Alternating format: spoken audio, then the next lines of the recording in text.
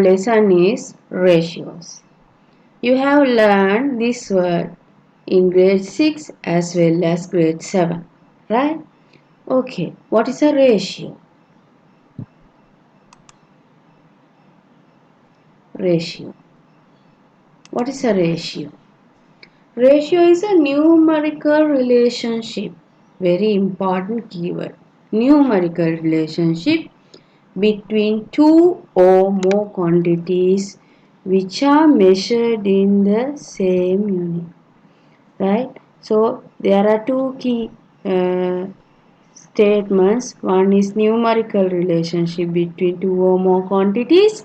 Other one which are measured in the same unit.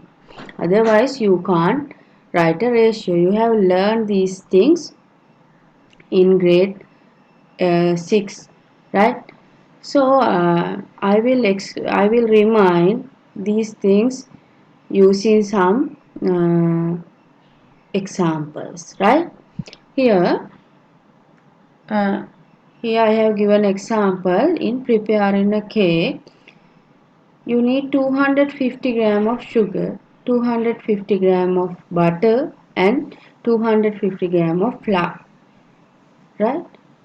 When you mix the given quantities, exact quantities, only you get a proper cake, right? Therefore, when you prepare a cake, you should mix these ingredients in the given unit of measurement, given quantity, in the given quantity, right? So, uh, you can find the ratio, right? You can find the ratio.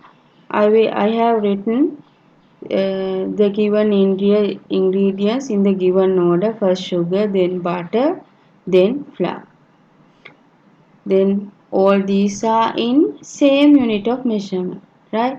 Same unit, gram, gram, gram. So I put 250, 250, 250. Then I write, when we write, you have learned, when we write a ratio, you can't keep them like this. You have to simplify it, right? Simplify mean you should divide each and every term in the ratio by HCF, is highest common factor, right? Highest common factor. From highest common factor, you have to divide all three ratios. So in grade 7 you have learned how to find the HCF. You have learned 2 or 3 methods to find HCF, right? Here HCF is 250. So I divide each and every term by 250. Then I get the ratio as 1 to 1 to 1. Okay, we will move to our next point, right? Simplest form of a ratio. How do we obtain simplest form? When you get the ratio, when you simplify and obtain the ratio, what you have to do? You have to divide each and every term by HCF of those 3 terms. We will see how to do that using this example. A pineapple weighs 200 kilogram and mango weighs 200 gram. Find the ratio between the weights of the pineapple and the mango. Okay, we will see how to do this.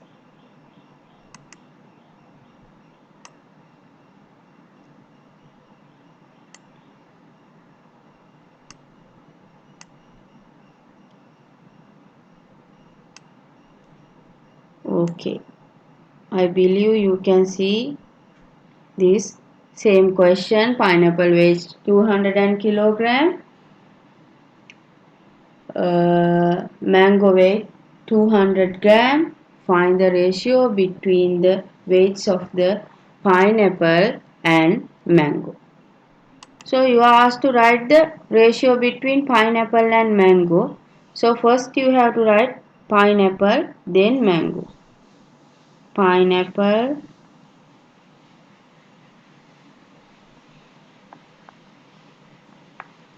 mango.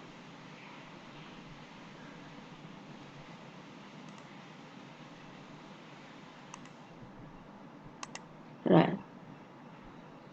Weight of pineapple 2 kilogram. Weight of mango 200 gram. Now here you can't write a ratio for these two. Why? Those are in different units. First of all, what you have to do, you have to convert them into the same unit. In this case, it is easy to convert this kilogram into gram rather than gram into kilogram. When you convert this gram into kilogram, again you get decimal value. You can't write a ratio for decimal value, right? Therefore, again you have to convert it to whole number. Therefore, best thing what you have to do, you have to convert this kilogram into gram. So, how do we convert kilogram into gram? Yes, you have to multiply kilogram by 1000. Then answer is 2000 gram. Here, mango 200 gram. Now both are in same unit of measurement. Now you can write a ratio. 2000 to 200 gram. Now you can find the HCF and you can divide both sides by the HCF. Or you can easily divide here. Both sides you can divide it by 100. 100, when you divide by 100, you can remove these two zeros, right?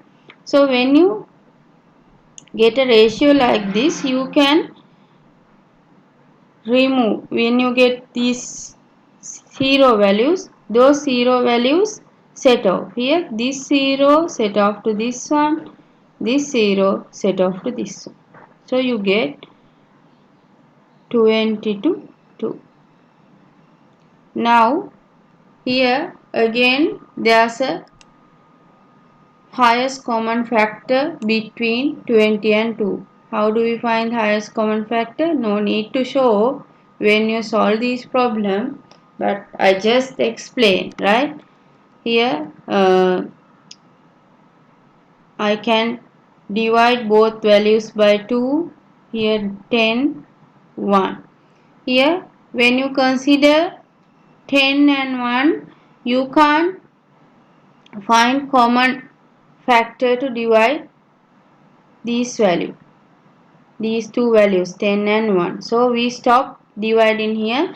Therefore this is the HCF of 20 and 2. So you have to divide both sides by 2. 20 divided by 2, 2 divided by 2. Answer is 10 to 1. Answer is 10 to 1. I hope you understood all these things. You have done this type of problem in grade 6 as well as grade 7. Okay, we will move to our next topic, that is equivalent ratios. Equivalent ratios. What are the equivalent ratios? Yes, equivalent ratio is actually two ratios are equal but their physical appearance different. Right? I will show. So if you want to, you have learned these things also you have learned. Equivalent ratio. How do we obtain equivalent ratio? When you are given a ratio where if you multiply each and every term by a value, you get an equivalent ratio. As well as when you are given a ratio, you divide each and every term by a value. Again you can obtain an equivalent ratio. We will see. We will remind it again. Okay.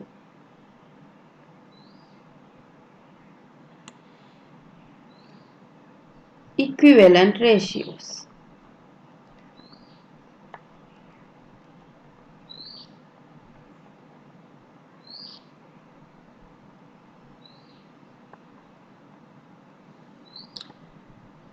Right? here you have learned this equivalent thing, equivalent under the lesson fraction. In that lesson you have learned half equal 2 over 4. So how did you obtain this? Half multiply by 2 both numerator and denominator. So you get this. Okay, we will check how these two values are equal here. I take same size squares. There are two squares same size. I divide first square into two parts and second one into four parts. Then half mean you how do we express? You have to color one part. Then this is denoted as half. Here 2 over 4. 2 over 4 I divide the whole into 4 parts, then I divide 2, so 2 over 4. But when you uh, look